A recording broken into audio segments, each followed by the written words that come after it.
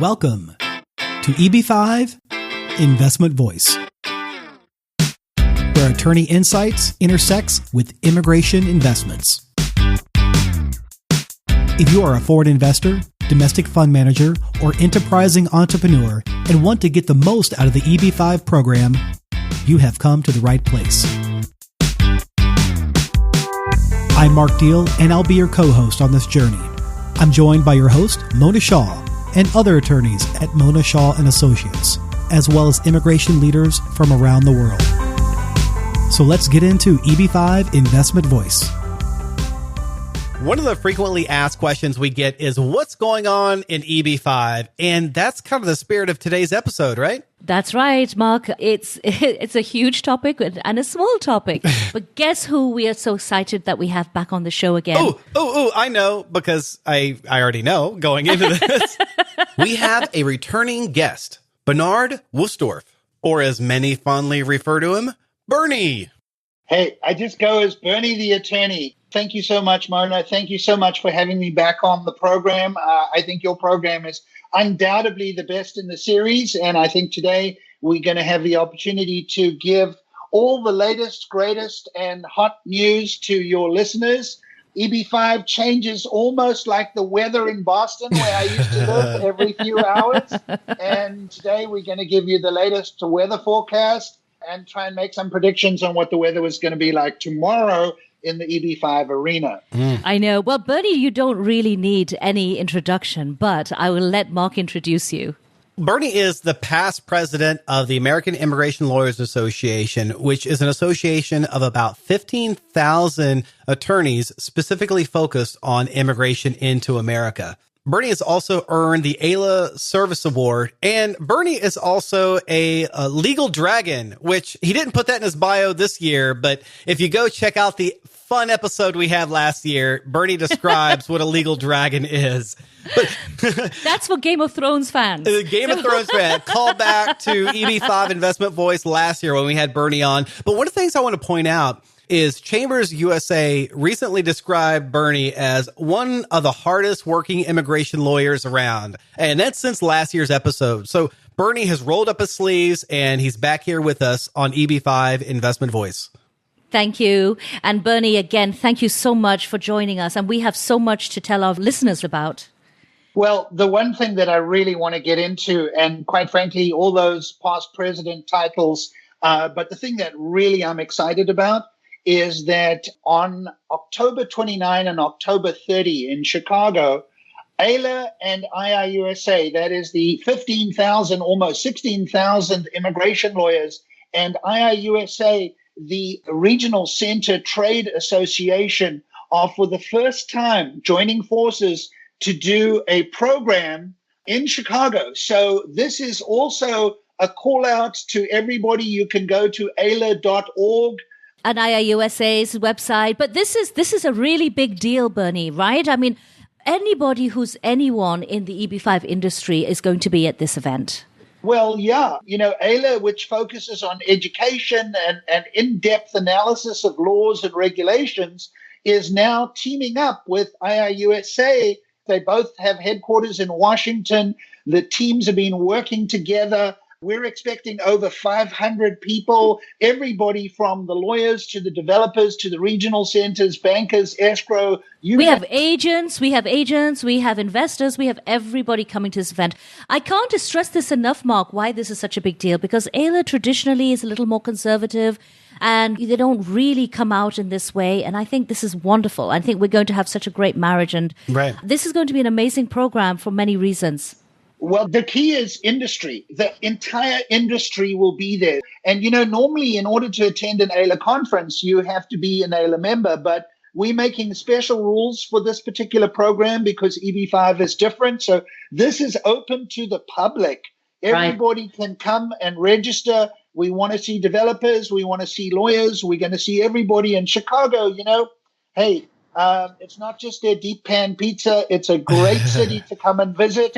October is not too cold yet. So I'm looking forward to seeing you. And part of what I was doing was bragging is AILA actually appointed me as the conference chairman. And I know Mona Mona, you've been working with us on the conference committee as well, and I think we've got a really good program together. So thank you, Mona, for all the hard work you've done in helping get this together and bring sponsors to this event.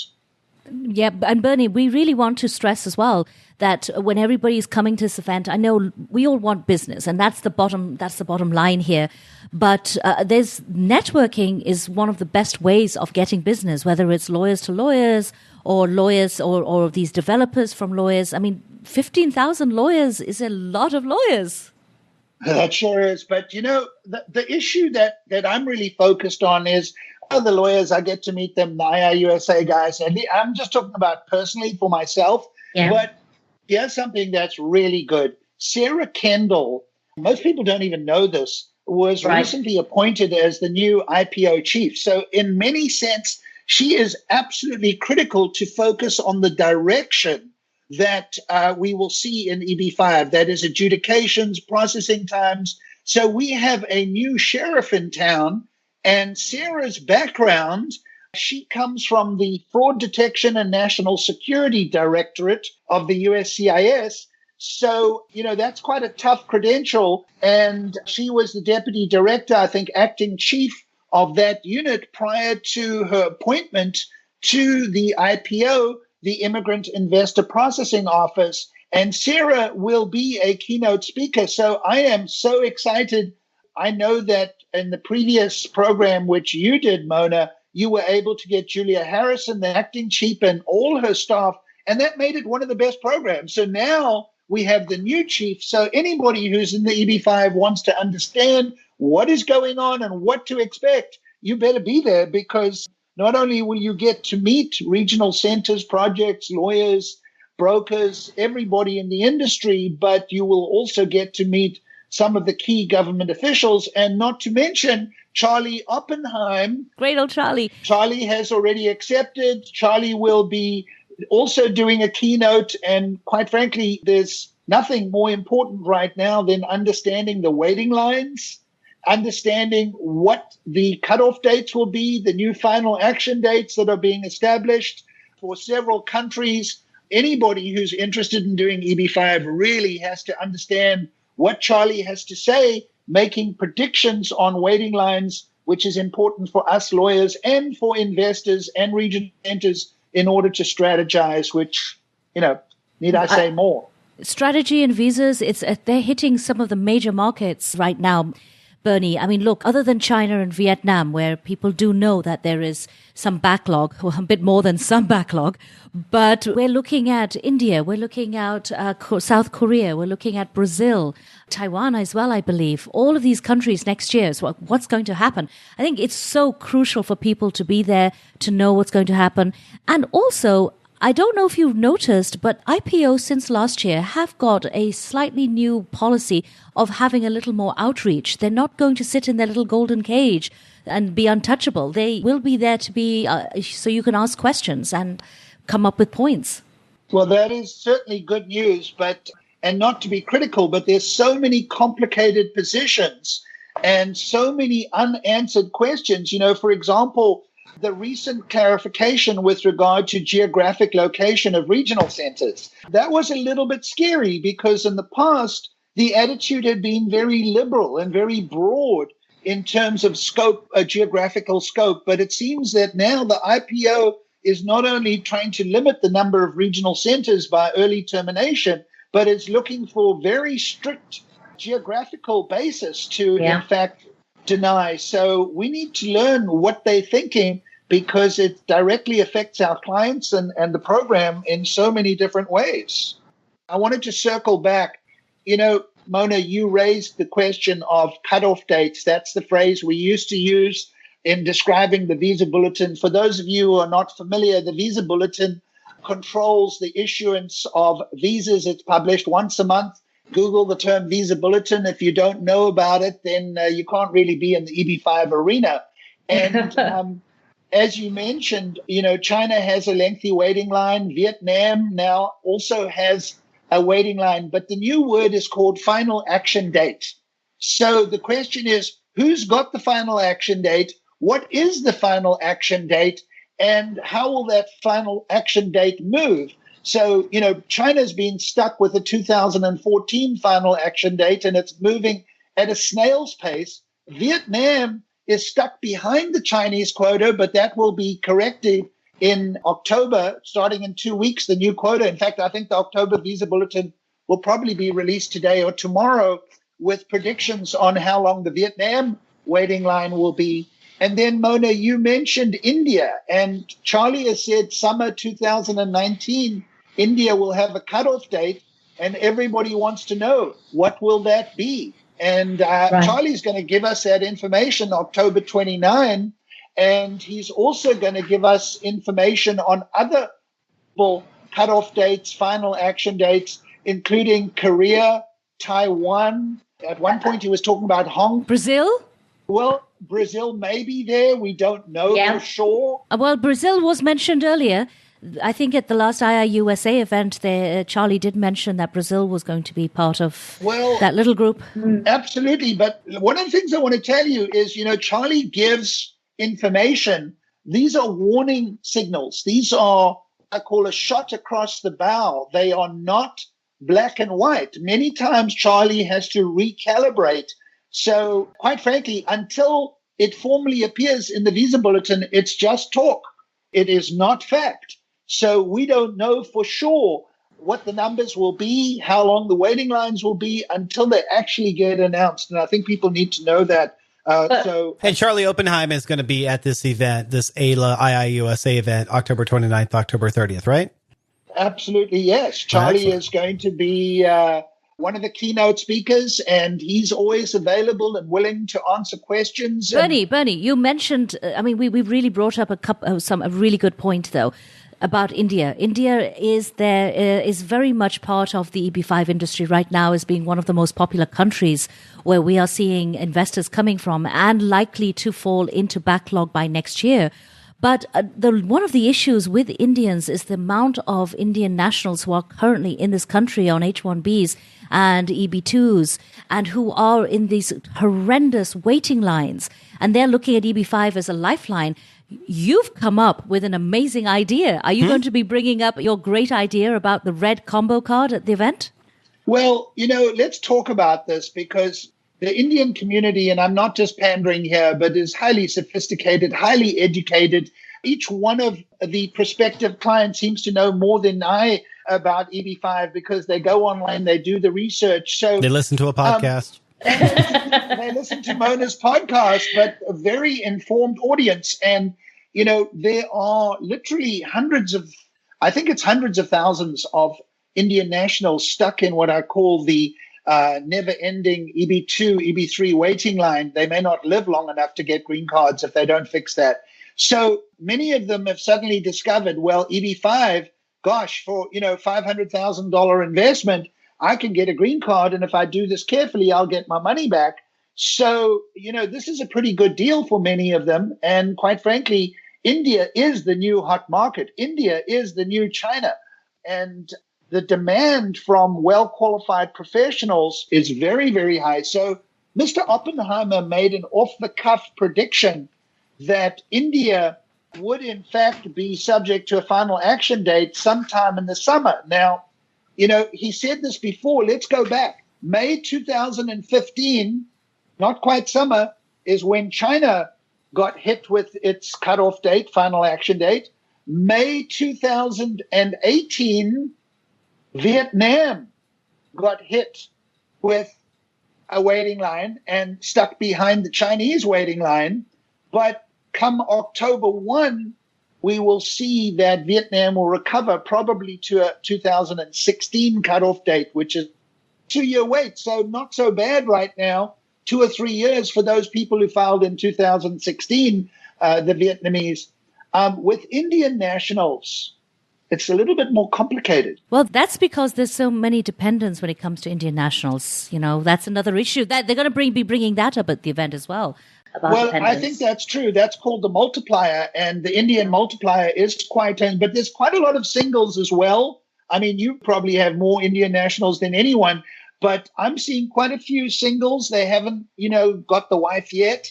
The option of marrying an American isn't available, so EB-5 pardon me, I shouldn't make cultural comments, but, well, it works. At the end of the day, those marriages work. And sorry, ladies, I'm taken.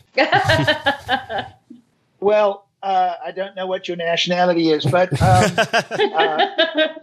pardon the bad joke. But going back to the key point, the so-called red card, is that if you file an adjustment in the U.S. before a final action date is established or your final action date is current and you're on an H-1, you can file an I-485 and 4 or 5 months later, you get a work permit, a travel permit, and who cares how long the green card takes? In many instances, it might even be better from a worldwide taxation point of view to be able to argue that you are not a permanent resident and that so filing the adjustment, but it is possible that May, June, July next year, you will not be able to file an adjustment if you are from India unless you have a current priority date.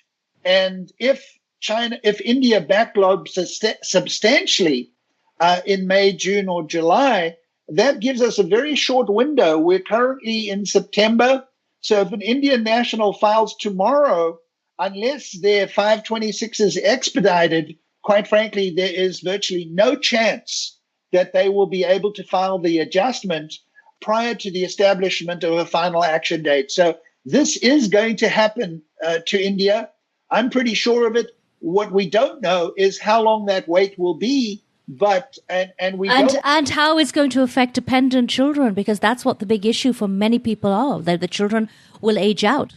Well, we already have to factor that in, okay? At the end of the day, the Child Status Protection Act is a complicated area of law, but let's just make it simple. Here's the bottom line. You only get credit for the time the petition is pending. So if the petition's pending 2 years, you can take the kid up to age 23.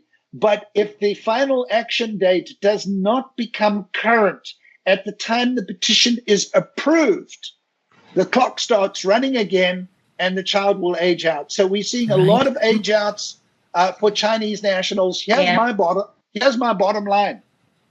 If India ends up with a 5 or 6 year waiting line, the bottom line is any child over the age of, let's say, 17 or 18 could be in trouble.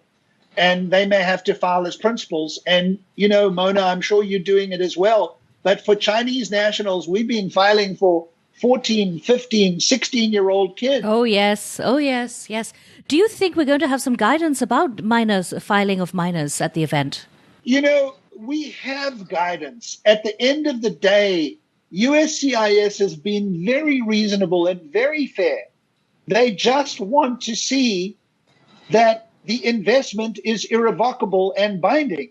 Yes. And the good news is, under the various statutes, and I'm referring to UGMA, Uniform Gift to Minors Act, and UTMA, Uniform Transfer to Minors Act, under these standard acts, it is possible with competent lawyering, and I know you do that, Mona, with competent lawyering, it is possible to ensure that the contract is in fact binding. And quite frankly, we've been getting approvals from immigration. So I'm not having any problem with this. I don't know that I want any more clarification. The government's position is reasonable. They want a binding contract because if the person can get out of it, well, the money's not irrevocably committed. And that just doesn't meet the basic rules. So, well, even if you don't get guidance as such, you've just explained it in a beautiful manner that I'm sure a lot of people would appreciate who really don't understand. So I feel like, events like this are so important just to even sometimes consolidate what you think you know. And it's so interesting also, Bernie, that we haven't had a single stakeholder engagement this year. We're already in August. No, we're in September. What am I saying? Where did August go? We're in September and there hasn't been a single stakeholder engagement. So perhaps this is the big thing. Well, for IPO. I'm not going to celebrate yet, but what I will say is we're so grateful that the government folks will come out and update us, and also the entire industry will come together to discuss all the latest developments. And I think, Mona, one of the things you wanted to do is discuss, we all know that September 30th is the sunset date. So the big question is, what's going to happen after September 30th? And I almost want to throw the question to you. Mona, we've had like 15 or 16 extensions, I've lost count, since 1990, and we need another extension. Last year, we got a 1-year extension. Let me be the questioner for a second. What do you think? What do you think is going to happen post September 30th? Well, I think that I could really safely put my money on another extension, because I don't see anything legislatively happening this year, especially with elections in November, and also with the indications that we're getting that the new regulations will probably be ready by early next spring. So with the new regulations coming in, perhaps legislation will follow what the regulations say. Again, these are all insights that we can get when we've heard the government and we've heard speakers at forums such as this. Bernie, do you agree? What are your predictions post September 30th? Well, firstly, nobody knows is the correct answer, but I want to develop two scenarios. Under scenario one, you are correct. Midterm elections are everything. So nothing's going to happen until November because, basically Congress is going to freeze. But here's one possibility. One possibility is that we get a really short extension through to December, which they've done before. And that puts pressure on Congress to do something. And during the lame duck, we actually see a bill go into Congress and get enacted just before Christmas when nobody's watching. Now, why do I say this? That's scary, Bernie. That's scary. I do scare people from time to time. And the reason I'm saying this is IMAC 90, most of the major legislation in immigration snuck through in the lame duck session when nobody's watching. So I think that there's probably, and I really don't know, but I've heard there's a bill brewing and that there's probably a 40 or 50% chance that we'll get new legislation in December. And that will potentially be a good thing because you know what? We need some certainty to this program and we need some clarity on some of the rules. So that is one scenario. And then, of course, the other scenario is we get a straight 1-year extension and that the government publishes the regulations in December, maybe December for one and February for the other, because the critical question is, when will the price increase come? They can do this by regulation. I'm telling clients December is a drop dead date. You would be very foolish not to file your case before December. You want to wait to January? Well, you might just have to pony up an extra $1 million or so because 1.8 million is what's in the regs and 1.35 million for the TEA. So those numbers may be a little bit lower, but the bottom line is the old $500,000 program, which President Trump thinks is much too cheap, is probably out the window. And, if you look at some of the other programs, Malta, €1 million, New Zealand, 3.5. It's pretty competitive. I know, it's pretty competitive. But those programs don't have an at-risk element. And I keep arguing with a lot of the investors that this is not a buy your way into a green card. There is an element of at-risk here, which you don't have in any other program.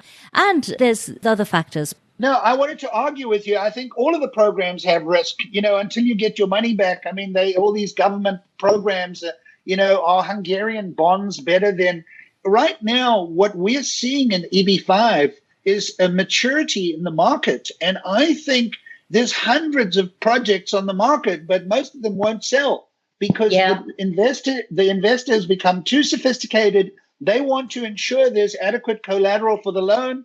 And the bottom line is that I'm seeing some pretty good projects out there right now. As a policy, I don't endorse, but, there are relatively safe investments in my book with some of these projects. And, of course, there's some risky ones. So that's really the nitty-gritty of this EB-5 is, can you find a project where you feel comfortable that your money will be returned to you? And I'm saying that's possible.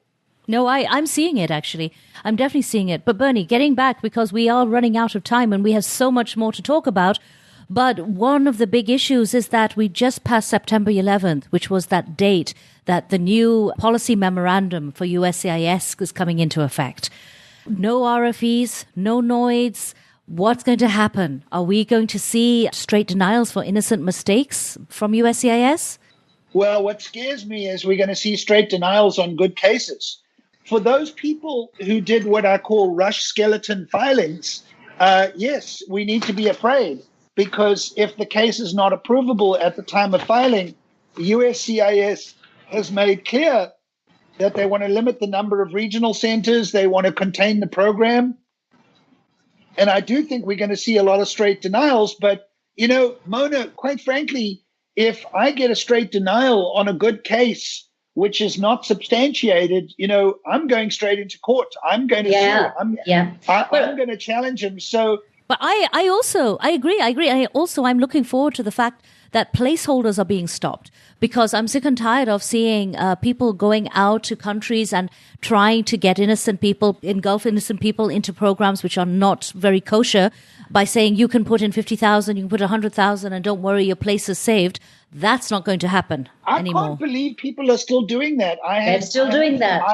I had a client call me today and say, can we pay in installments? And I said, absolutely not. The regulations do say invested or in the process of investing, but as a practical matter, while I heard one or two cases have sneaked through, allegedly, those cases are going to get denied. So I think people need to be very careful doing that kind of. But Mona, you've raised a critical issue that is not just for EB-5, it's across the board. And there is we put in H1s, the H's got massacred, the L's are getting massacred, the O's are getting picked on, the EB1s are getting picked on at the moment. Uh-huh. Quite frankly, everything is getting picked on. So, this is the time where people always say, oh, well, I'm going to use this inexperienced lawyer, or I'm going to go with this. What's the difference? This is where to be arrogant, people who are seasoned and experienced, this is the opportunity to shine, because it's got very difficult right now. And I do have to caution both investors and lawyers that if you don't know what's going on, make sure that you link up with somebody who does know what's going on, because it's a little bit dangerous with the straight denial. They're not going to give you a second chance, and your client's not going to be happy when they invested $500,000 and you got a denial. So I think as attorneys, we need to be very, very careful. And as investors, we need to be very careful before we proceed and make sure that we are immigration compliant in our filings. Yeah, Bernie, for developers and for people coming into EB-5, this forum also has a lot about investor markets, I understand. I mean, we're covering most of the world as well as China.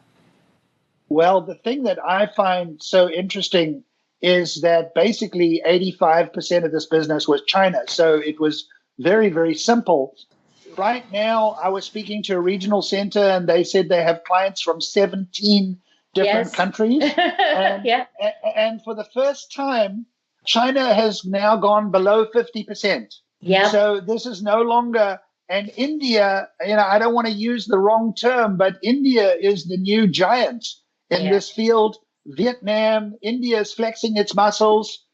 That's great. India should. It is emerging as, a major industrial nation. It's not surprising that there are people who are looking at this program as a path in many instances for their children to be educated at top schools and to get some of those wonderful jobs with, Google, Microsoft, Facebook, those big 6-figure jobs those kids get. As we go into different markets around the world, it is good to have guidance from some of the experts on how to handle different markets, how to handle, for example, the MENA market as opposed to the Latin American market. So, all of these things we're going to see at this event, hopefully, as well as I understand, the latest in litigation and SEC issues. Oh, gosh, yes. One of the things, in fact, you just reminded me because I'm editing a notice that we need to send out, is we really have a heavy focus on ethics. Yes. IIUSA has a code of conduct, which is extremely important. AILA is very focused on ethics. This is both from a consumer protection point of view and also to make sure that we don't trip up on regulatory mistakes that lawyers have made in the past. This is a highly regulated industry. The SEC is very concerned to make sure that everything is done according to the book and above board. So this is also your opportunity to learn the latest. I've insisted as AILA program chair that people weave ethics into all of the presentations. so that we can remember that this is not the Wild West. This is a program which the U.S. government is very focused on ensuring compliance with rules and regulations. So, well, we're also seeing a very troubling trend lately as well. That is lawyers who are being sued and being brought into lawsuits whenever there is anything which goes wrong with EB-5. So, Bernie, again, anyone in this industry will be here at this conference. It's just it's going to be an amazing event. And I believe just anyone can register, right? You don't have to be an IIUSA member or an AILA member. That is correct. Mona, for the first time, AILA is basically opening the doors to everyone to come and listen and learn and become familiar with this program. So listeners, please go to AILA, AILA.org, and just go to AILA Agora or just Google AILA EB-5 conference and it'll come up. And register, and we'll see you there. And you have a chance to meet Mona in person. Hey, we're having a podcast booth, Bernie. They can even speak. Fantastic. Thank you, Mona. You're such a leader. In terms of disseminating information, you are the leader and also a very well-skilled practitioner who really knows the globe. So I'm hoping that all your listeners will be there. My prediction is that the program will probably be sold out in the next 2 or 3 weeks. So people who, unfortunately, we do have a limit as to the number of people we can accommodate. So for those people who are interested, now is the time to register and we'll see you and you'll learn all the latest and greatest about the EB-5 program. And meet the great Bernie Wolfsdorf himself. Just a humble little immigrant who works hard and the legal dragon.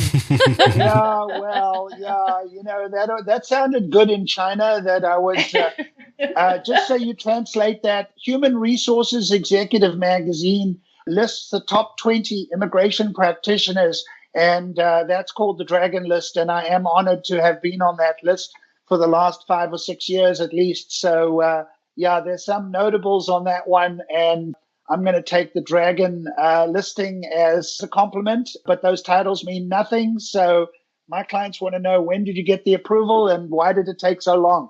And and that's what I have to keep them happy with is, here's your approval, here's the green card.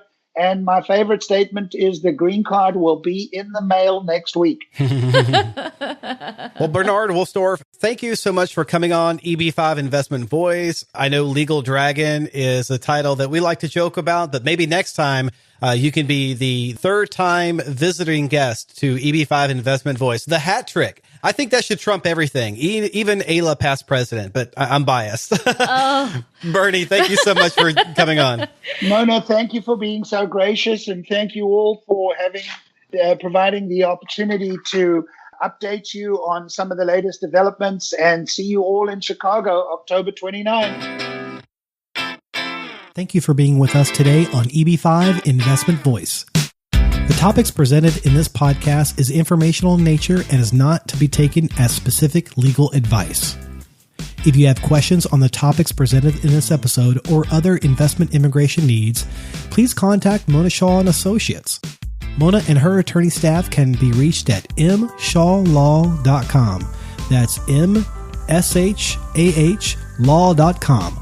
Make sure you don't miss our next episode focusing on a different aspect of the EB-5 program by subscribing to the podcast. While you're at it, leave us a rating on iTunes. If you really found this episode valuable, share it with someone else that could benefit from this information. Until then, I'll see you on the next episode of EB-5 Investment Voice.